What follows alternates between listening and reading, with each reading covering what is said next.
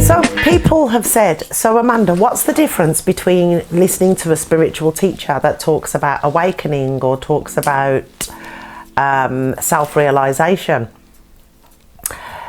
Self-realization, all of us are already self-realized, believing that we are not. So there's nothing to teach anybody. You are already self-realized, believing that you are not. What the teachings or pointings or programs, whatever we want to call them, what I actually do is I take people from the top state, which is God potential. So if you imagine, most people can't wait to get to bed because it's like, oh, just can't wait to get to sleep.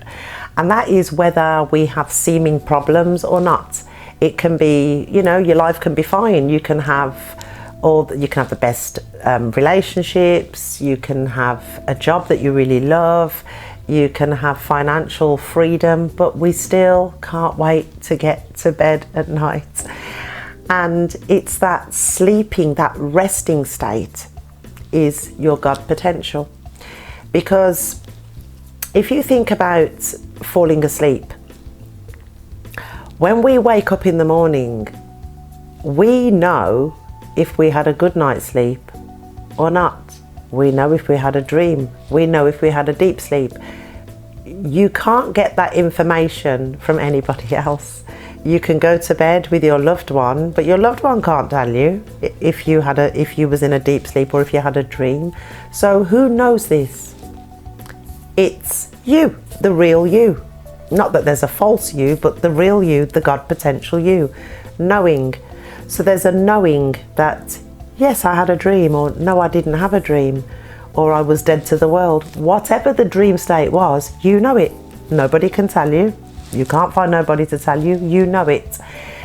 That knowing state, when we are in that dream, we are fully engaged in that dream. There's action, there's people being born, people dying, there's all sorts happening. But when we wake up and we realize it was a dream, we're okay, because there is a knowing. So it's exploring that level of consciousness. The next level down is what is known as the body of bliss, where happiness radiates. You actually experience aliveness. Some gurus call it isness. They call it the now. There's lots of different words, but again, it's a realization. It can only be experienced. Nobody can teach it to us. Nobody can teach me how to be my true nature, because our true nature is happiness.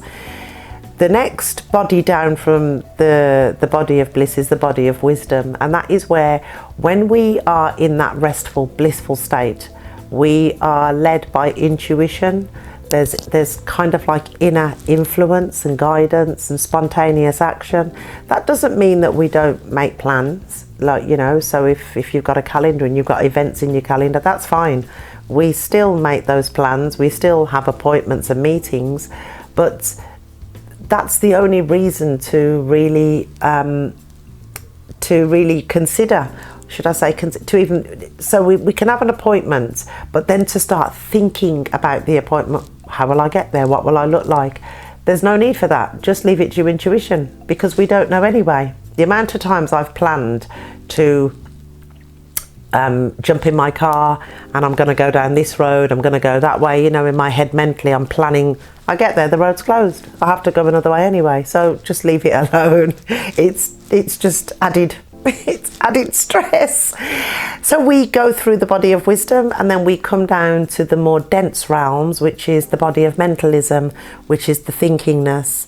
And if anybody has heard my story, it is said that mastering the mind was quite easy.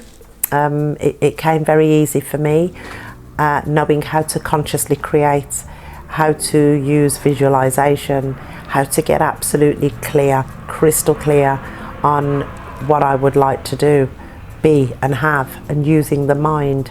But again, we can get caught in the trap of the mind. So I show people how to to use, because the mind is only a machine. It's not an entity. It's an it is an activity, but it's more a machine.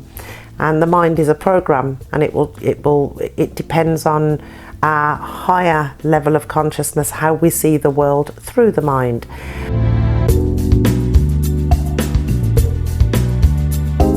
I then explore the emotions, the emotional realm, the emotional intelligence. Emotions have a law. It's understanding the laws of the emotion. It's understanding that it's all frequency, and that life is a frequency-based game. So if we are habitually experiencing lower frequency games, then we end up having seeming problems seem to come, but then it's shifting the focus. It's understanding the emotion and shifting you to the higher frequency game, gratitude, happiness, love. That's with the emotional realm. The physical realm is where it's just taking care of the physical body and meeting the body's needs. I know that they're quite basic, especially when it comes to nutrition and fitness. There are so many different programs. I don't really focus on that. It's just, we tend to find that when we operate, when we lead ourselves from the top realm, from the place of isness, of life, of happiness, of joy, inspiration, that the body tends to just be well and be healthy. But of course, the body does requires food, it requires fluids, rest, sleep, exercise, and of course we can get adventurous with that. I mean, we can do fitness. There's all different sorts of things, but that basically is the leadership with the Koshas. So it's learning, not so much learning, but it's recognizing that at the very top of the Koshas is your internal environment. It feels like your internal, your external are both the same environment. And of course, one glove doesn't fit all, and people, as people, we tend to sometimes think, oh, you know, everything's okay at the moment, but it's just something with relationships that seems to get our attention, which is known as desire. And it's desires, that it's the fulfilling of that desire that brings us that moment of happiness. And I say, why not have happiness and have what the desire was, because all of it is possible. Thank you.